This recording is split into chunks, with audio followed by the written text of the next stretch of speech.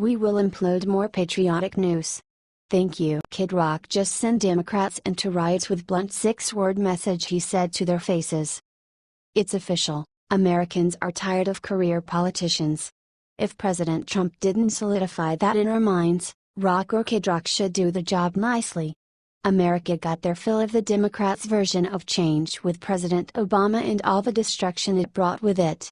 From the steep increase in welfare enrollment to the drop in all the productive areas of the economy and the lack of respect from world leaders, we decided that we needed some new blood in Washington. President Trump's win has no doubt made many who thought their jobs were very secure fear for their cushy lives and careers on the public dime, and rightly so. We may not ever be able to enact term limits because of who would have to vote for it, but we can sure as heck remove these entitled moochers from office the old-fashioned way. That might mean some unconventional methods, but if it gets people with fresh eyes and a feel for what Americans needs making the laws, it will be worth it. Kid Rock and his Senate campaign might be exactly what we need to show people that it can be done. The singer and outspoken conservative has officially thrown his hat in the ring to run for a Senate seat. While many are saying that they don't think he'll ever make it, they said the same thing about President Trump too, and were still calling him president despite all the bad press that the haters could possibly crank out. Via American Lookout, Senate hopeful rock star, Kid Rock, delivered a strong word in his most recent press statement, "Believe me. It's game on thrifters." Kid Rock's press statement: "When my name was thrown out there for U.S. Senate, I decided to launch KidRockForSenate.com. I was beyond overwhelmed with the response I received from community leaders, DC pundits, and blue-collar folks that are just simply tired of the extreme left and right bullshit. As part of the excitement surrounding this possible campaign, I decided to take a hard look to see if there was a real support for me as a candidate and my message, or if it was just because it was a fresh new news story. The one thing I've seen over and over is that although people are unhappy with the government, too few are even registered to vote or do anything about it. We have over a year left until an actual election, so my first order of business is to get people engaged and registered to vote while continuing to put out my ideas on ways to help working class people in Michigan and America, all while still calling out these jackass lawyers who call themselves politicians.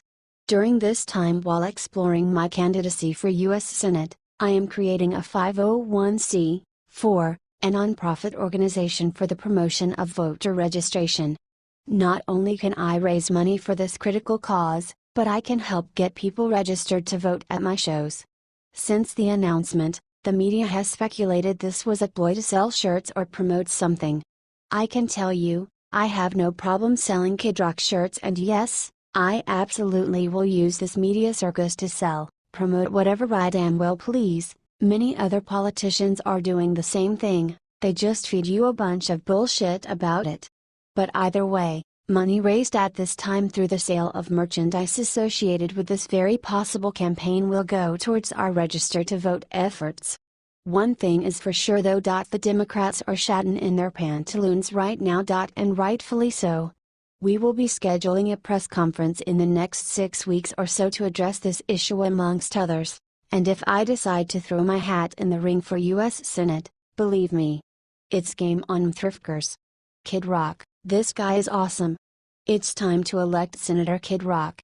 I'm sure there will be plenty of naysayers that will be pretend up in arms about his not having a background in the law, and they bring up a pretend good point. Lawmakers need to understand the framework of the Constitution that the law has to fit into. However, it's not like if we elect him he'll immediately start waving around a magic wand that forces laws to be passed left and right. And even if he could, as we've seen, courts can slow that process way down. And besides, senators have staff for a reason. Kid could hire a whole army of constitutional lawyers to make sure that his every move falls within the bounds that the Founding Fathers set down.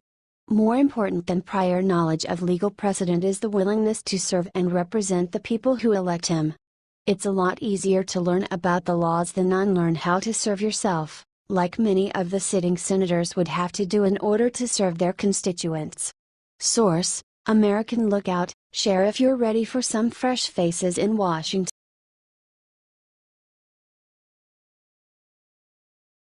Trump's new mob boss just exposed major leaker, makes him pay for what he did against Trump. Anthony Scaramucci is acting like the mob boss of Washington and someone is about to get hit. Scaramucci recently tweeted about an alleged leak in the White House where someone released his financial information, which could technically be a felony. Scaramucci identified the potential leak, but then deleted the tweet shortly after posting it. No matter how fast he could delete the scandalous tweet, there was someone watching who grabbed a screenshot and shared it with the rest of the internet. Scaramucci named Chief of Staff Reince Priebus as the leak and demands an investigation. He's claimed to have contacted the FBI in hopes to further drain the swamp. At this point, is the swamp just becoming a bigger swamp? Or is it flushing out the rest of the people who aren't 100% dedicated to working with their president? Via the Washington Examiner, Anthony Scaramucci, the incoming White House Communications Director, said Wednesday evening that he will reach out to federal officials because of a financial disclosure leak, which he called a felony. In light of the leak of my financial disclosure info, which is a felony, I will be contacting at FBI and the Justice Dept, he tweeted, tagging White House Chief of Staff Reince Priebus and adding the hashtag #swamp. He later deleted the tweet. While it's unclear why Scaramucci tagged Priebus, Priebus has been named as a potential leaker by some Trump supporters, like longtime confidant Roger Stone. If anyone is wondering, then the answer is yes, Scaramucci wants Priebus investigated, as confirmed by Ryan Leaf CNN, LOL, and The New Yorker. Kurt Schlichter seems to think Priebus' days are numbered. If there's nothing left to leak, then that's when people begin turning on him. It's a dog's world in the mainstream media and everyone wants a story. People will go after each other just go get ratings. Seems like there's no loyalty anywhere regarding politics and the media. People leaking info on each other, then stabbing each other in the back, or front, like the mooch, and all just to get a step ahead on the next guy. Though credited as the architect of Trump's election victory as RNC chair, Priebus has been dogged by constant issues in the White House that seem to leave the administration in perpetual disarray.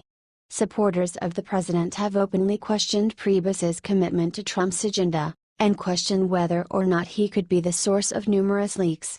Priebus is in a tough spot. At one point he's considered an asset and weapon that took down Hillary Clinton in the 2016 election.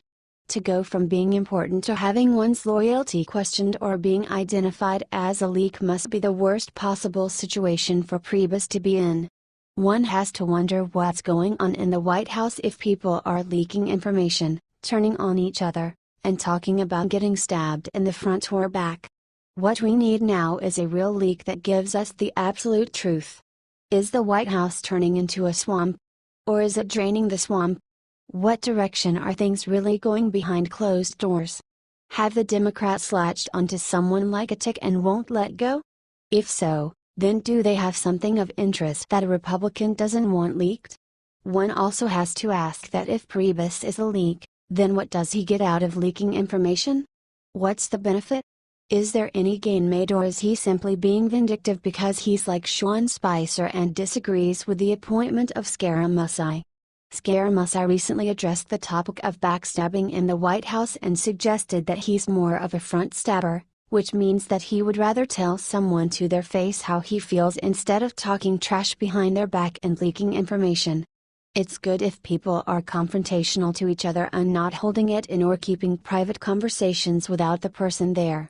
If people in Washington want to make serious progress, then they should address problems right away, to each other, and solve them immediately. When internal problems are solved, then external progress can be made. At this point, the Republicans can't even put forward an acceptable healthcare resolution to replace Obamacare. We keep getting Obamacare light. Obamacare was an expensive disaster. America needs real affordable healthcare. Force members of Congress to use the same plans we use and healthcare would be fixed in 5 minutes or less. Healthcare is easy, just find a way to take care of everyone who contributes to society. If you're working, then you're covered and it comes out of your check. If you're leeching the system because you choose not to work, because you think making 8 babies is a better idea, then you're not covered. In fact, someone who has no job, nor has a job history, and is not looking for a job, shouldn't even be allowed to have kids. Having children is a beautiful miracle, but not if you're having them just so you don't have to go to work. And especially if you can't name the father. Our White House needs to get their act together. Stop hating each other. Stop leaking information. Start kicking some tail and doing a great job. Make White House great again.